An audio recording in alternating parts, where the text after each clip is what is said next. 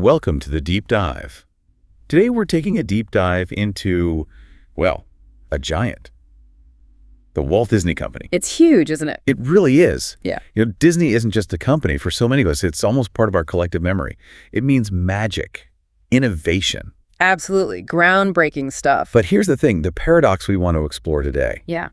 How does this icon, with this incredibly beloved past, find itself hitting, well, such significant turbulence and facing so much criticism recently? Yeah, it's a real story of incredible highs and honestly some pretty surprising lows. Exactly. And that contrast is, I think, what makes this deep dive so interesting. For sure. So our mission today is really to trace that path, from the very beginning, those early days, through the biggest successes. The golden eras, right. And then really try to unpack the challenges, the recent movie flops, everything that seems to signal this decline we're seeing. That's the plan. We'll be digging into financial reports, film reviews, even what fans themselves are saying online, trying to get that full picture.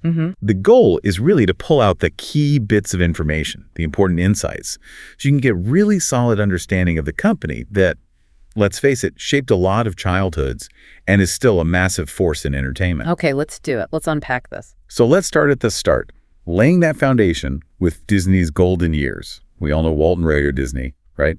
They founded the company way back in 1923. 100 years ago now, basically. Pretty much. And their initial focus, back in the 30s and 40s, it was all about animation. Shorts, but also full-length features. Think Snow White and the Seven Dwarfs in 1937. Which was huge. I mean, that wasn't just their first feature-length animation. It kind of redefined the whole medium, didn't it? Totally.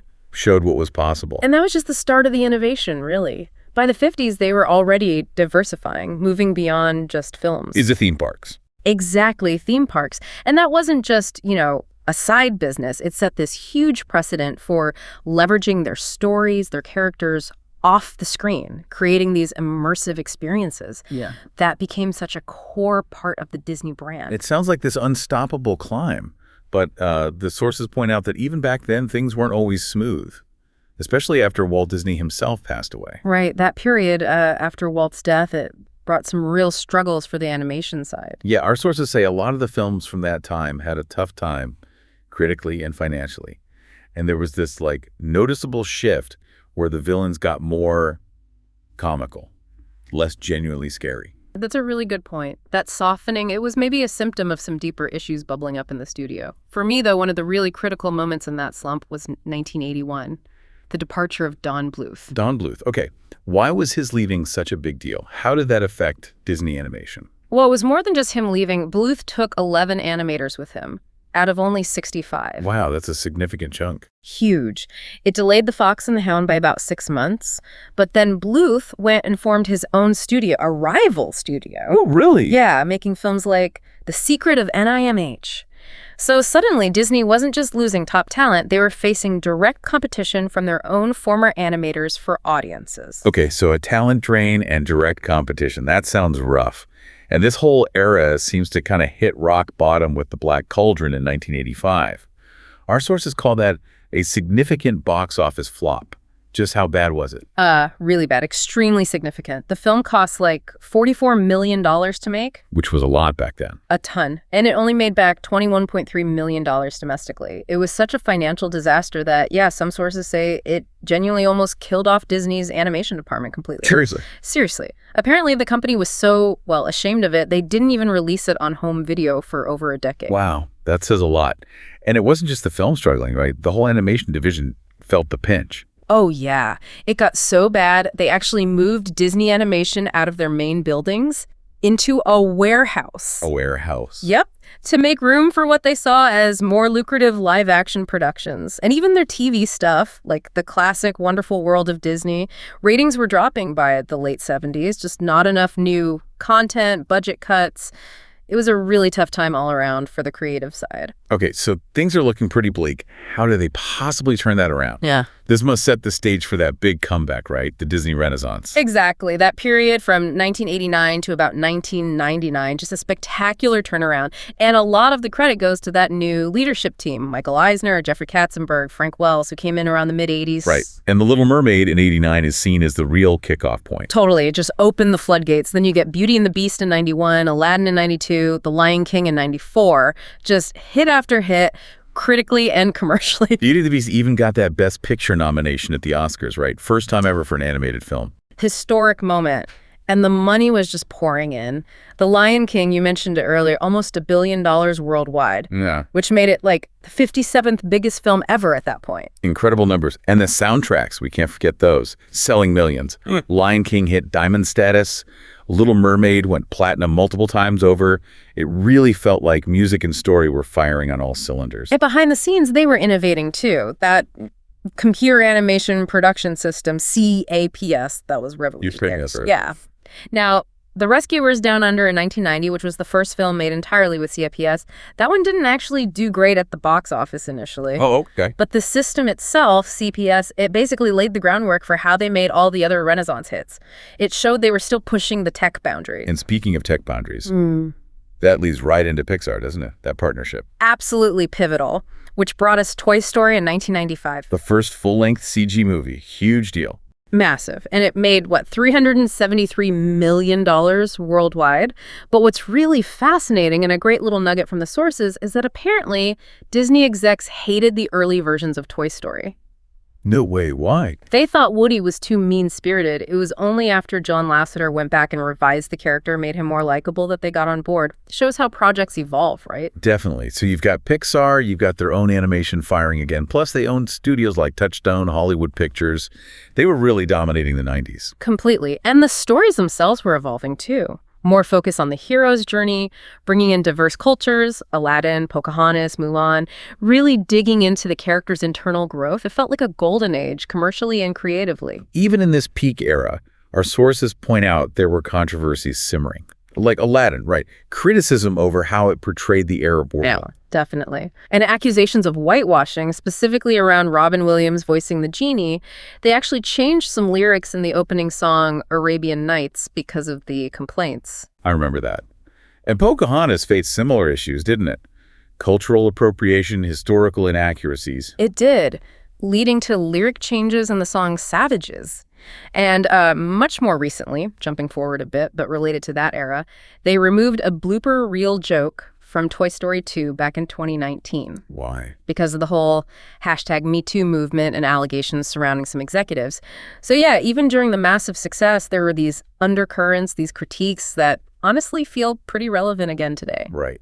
Okay, so the Renaissance ends. We move into the early 2000s. And it sounds like Disney animation hit another slump. Yeah, it seems that way. The sources describe it as a time when their animated films struggled with charm and fresh-feeling narratives. A lot of them felt kind of forgettable. And meanwhile, Pixar was just going from strength to strength. Exactly. Monsters, Inc., Finding Nemo, which also grossed nearly $1 billion worldwide. Pixar kept hitting it out of the park, and it made Disney's own stuff look, well, a bit outdated in comparison. Even their own attempts at CGI, like Chicken Little or Meet the Robinsons, those didn't land well. No, generally negatively received, according to the sources, by critics and audiences. It just reinforced that feeling that maybe Disney animation had lost its way a bit. And there was trouble brewing internally too, right, with Michael Eisner? Big time. Very public disagreements between Eisner, who was president then, and Walt Disney's nephew, Roy E. Disney. It got pretty messy and ultimately led to Eisner resigning in 2005. Wow. And films like Treasure Planet in 2002, that was another flop. It was a box office flop, yeah. But the sources raise an interesting point. Maybe its failure wasn't entirely about quality. It came out right up against huge franchises like Harry Potter and Lord of the Rings, so possibly just really bad timing. Okay, that makes sense. But then you had Home on the Range in 2004. That one seems like a clearer miss.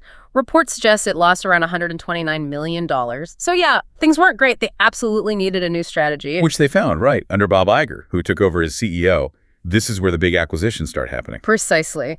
Iger kicked off this major acquisition strategy. The huge one was buying Pixar in 2006 for $7.4 billion. Wow. And Pixar reportedly domested creative control as part of that deal. That's what the sources indicate, yeah. Which was probably smart.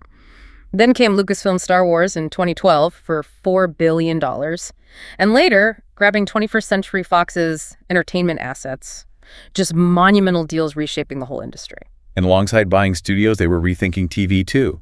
The Disney Channel. Yeah, that's a really interesting shift. The Disney Channel used to be a premium, paid service, right? But it kind of plateaued, stuck at around 5 million subscribers. So in 1998, they switched it to basic cable. And boom, subscribers jumped from like 41 million to over 70 million almost overnight. So they chose reach over premium revenue. Exactly. Prioritizing getting the brand out there. And then the content on the channel shifted too. Less focused on the whole family, more targeted towards teens and preteens. Shows like Even Stevens, Lizzie McGuire, a different focus than its original goal. Okay, and then the really big pivot. Every Streaming. Disney Plus. The game changer. Launched in November 2019 alongside Hulu and ESPN Plus Days. This was their big play to capture that booming streaming market. And early stuff like The Mandalorian Right. really drove subscriptions, right? It looked like a huge success initially. It did, boosted the stock price, investors were happy. But connecting it to the bigger picture, sources argue this big streaming push also meant Disney started, quote, decimating its own business. How so? By essentially killing off the golden goose, the traditional cable bundle. That bundle used to bring in something like 75% of Disney's operating income back in the early 2010s. Wow, 75%. Yeah. So pivoting so hard to streaming meant sacrificing that incredible profitable model, a massive strategic trade-off with really significant long-term consequences we're still seeing play out. Okay, that makes sense. So let's move into the more recent past, the 2010s. Because things actually picked up again for a bit, didn't they? Sort of revival era for animation. They did, yeah. You had hits like Wreck-It Ralph in 2012, and then, of course, Frozen in 2013. Frozen was just a phenomenon. Absolutely massive. Highest grossing animated film ever at the time, $1.28 billion. It really felt like they'd recaptured that 90s magic and cultural dominance for a moment. Plus, you had Big Hero 6, Moana. Some real successes there. And alongside those, the live-action remakes really took off. Oh, yeah. Initially, those looked like surefire bets. Safe and solid box office successes, as the sources put it. Beauty and the Beast made $1.2 billion. The Lion King CGI remake hit $1.6 billion, making it the highest-grossing animated film of all time, technically. Right. And socially, they were making moves too, like including a same-sex couple in Good Luck Charlie back in 2014, something that became more common later on. A notable inclusion, yeah. A decision that sources note would become, quote, a key part of all their films years later. Okay, so if things were looking up again in the 2010s, where did this current downward trend come from? Because the sources are pretty clear. We're seeing a pattern of significant box office disappointments now. Yeah, the tide definitely turned. Let's dig into some of those recent flops. Mulan in 2020, okay, pandemic impacted it for sure, but it only made $70 million theatrically. And crucially, sources mention it got unfavorable reviews from Chinese audiences, which is a market they were clearly targeting. Then Lightyear in 2022, Pixar's first real bomb. Pretty much labeled Pixar's first box office failure, made $226 million but cost $200 million. Part of that maybe was audiences just being used to getting Pixar films straight to Disney Plus by then. It could be. And Strange World later that year. Yeah, Strange World was reportedly 2022's biggest animated box office flop overall. Just didn't connect at all. And it kept going. Wish in 2023, meant to be this big centennial celebration film. Also flopped. Made about $225 million against a $175 million budget, which sounds okay, but factor in marketing and it lost money. And critically, people felt it was just too reliant on the old Disney formula. It didn't feel fresh. Okay, now this is interesting. Moana 2, just out in 2024. Box office hit, right? $439 million gross against a $150 million budget. Sounds good. On the surface, yes. But the sources raised some serious red flags here. Apparently, Moana 2 was originally planned as a TV series for Disney Plus link. Oh, really? Yeah, and it got forcibly shoved out as a movie instead. This led to reportedly rushed production, kind of stiff animation coming from their Vancouver studio, which is usually the cheaper option they use for TV shows, not features. And they even apparently wrote a whole water character out of the third act just to save money. Wow. So the fact that it was a hit, despite all that, what does that suggest? Well, the worrying conclusion some sources draw is that maybe quality does not matter so long as they follow the Pixar trope of mass-produced sequels over original stories, that audiences will show up for the familiar IP even if the execution is rushed or compromised. That's a pretty bleak take. And it feeds right into that backlash against the live-action remakes, doesn't it? People feeling fatigued. Definitely. There's a sense of oversaturation, exhaustion among fans, and criticism at the look, too. Those uncanny CGI realistic versions of cartoon characters. Like Stitch. Or the dwarfs in the upcoming Snow White. Exactly. Sources say they often don't even look that good, sometimes looking kind of creepy or just dated right out of the gate. And beyond the look, there's the criticism that they're just cynical. Yeah, accusations of being corporate money grabs, desperate end runs, lacking creativity, driven more by needing to, earn dividends for stockholders or refresh the IP for merchandise and copyright reasons, rather than having a real artistic purpose. Plus the casting controversies, which seem to generate endless debate online. The Little Mermaid casting Halle Bailey. True accusations of blatantly pandering from some groups. And the new Snow White with Rachel Zegler. She's faced a lot of backlash for comments she made about the original story, right? Finding it weird and dated. Yeah, her comments about hating the original story definitely stirred up significant controversy. It often feels like these debates overshadow the films themselves before they even come out. And these problems aren't just with Disney's core brands. The big acquisitions, Marvel and Star Wars, they're hitting turbulence too. They really are. For Marvel, okay, Spider-Man and Black Panther were massive billion-dollar hits. But a lot of the newer films, the New Mutants, Eternals, Morbius, they've bombed at the box office, sources say, despite huge budgets, often around $200 million. And the TV shows on Disney Plus. Yeah. She-Hulk, WandaVision, Secret Invasion. Apparently not drawing much excitement, even though they cost a fortune to make, upwards of $25 million per episode for some. Wow. And looking ahead, Captain America, Brave New World for 2025. Predictions aren't good. No, sources are calling it a potential disaster. Budget ballooned to at least $375 million, meaning it needs over $1 billion just to break even.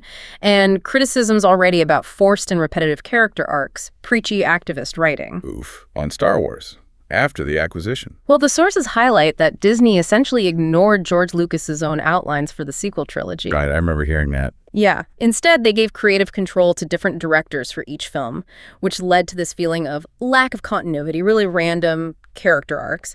And it seriously pissed off longtime fans. Even though financially the film still made serious profits, it created this rift with a core part of the fan base. So all these issues, flops, backlash, IP struggles. What's the actual financial damage? It's pretty stark. Disney stock hit a 9-year low in 2023, dipped below $84 a share, operating margins reportedly down 75%, and Disney Plus, it lost $4 billion last year alone. $4 billion. Yeah, which explains Bob Iger's plan to slash costs by $5.5 billion, including those big layoffs, 7,000 employees. They're clearly feeling immense financial pressure. And this pressure, it might explain another controversial shift, the move towards what some critics call socially acceptable stories or preachy activist writing. There's a financial angle to this. This is a really fascinating point raised in the sources. It connects to something called the Corporate Equality Index, or CEI score. Disney has a perfect score, 100, from the Human Rights Campaign Foundation. Yeah. So apparently, huge investment firms like BlackRock use these CEI scores as a factor. A high score signals a safe bet to them. A low score, that could lead to serious financial pressure, investors pulling back, advertising agencies getting nervous. Ah, I see. So the argument is that aiming for that high score, pushing certain types of stories, might be less about genuine internal belief and more about avoiding financial penalties, appeasing powerful investors. That's the implication from these sources, yes. A potential motivation for going woke, as some critics put it, might actually be driven by trying to protect the bottom line and satisfy these external financial metrics. It adds a whole other layer to the content decisions. That is a crucial insight. So summing up the damage, sources say they've lost something like $900 million just on their last 8 big film releases. Around that figure, yes. And the whole strategy of buying up IP is getting criticized for just rinsing every dollar out of beloved franchises, maybe reshaping narratives in ways that alienate fans. The overall feeling described is that Disney is now kind of universally hated for diverse reasons and groups. The reputation has definitely taken a hit. Okay, so pulling this all together, what does it all mean? We've traced this incredible journey, pioneering animation, building this magic kingdom, hitting rough patches, massive comebacks, and now another really troubling slump. Yeah. And the picture that emerges from the sources is a company that seems increasingly focused on just churning out sequels, franchises, relying heavily on existing IP. A concentrated portfolio, as they put it. Right. And making decisions that seem heavily influenced by these external financial things, like the CEI score, sometimes seemingly at the cost of creative spark or original stories. Which leads to the big question, doesn't it? Can Disney do it again? Can this company that has historically managed to adapt and reinvent itself find its creative magic once more? Or will these current trends The over-reliance on old IP, the content that some find preachy, this focus on financial engineering over storytelling, will that lead to a more permanent decline, a real downfall? It's the multi-billion-dollar question. Looking at everything we've discussed today, from Snow White to Strange World, what do you see as the single biggest challenge facing Disney right now? And maybe, just maybe, what's one thing they need to recapture? The biggest challenge. I think it's navigating that tension between the immense financial pressure and genuine creative integrity. They seem pulled towards safe bets, sequels, remakes because the financial stakes are so high. But the magic historically came from the original risky creative leaps. So rediscovering that creative spark even when it feels safer to just churn out the familiar. Exactly. Reprioritizing that core magic of storytelling that built the empire in the first place without letting the purely financial metrics dictate every single creative choice. That feels like the tightrope they have to walk. The difficult tightrope indeed. Well, hopefully this deep dive has given you, our listener, a much richer, more complex understanding of where Disney came from and the significant crossroads it seems to be facing today. If you liked this video, don't forget to drop a like and subscribe for more content. If you want more content like this, click the link on the screen. Until next time, this has been Brain Mash TV.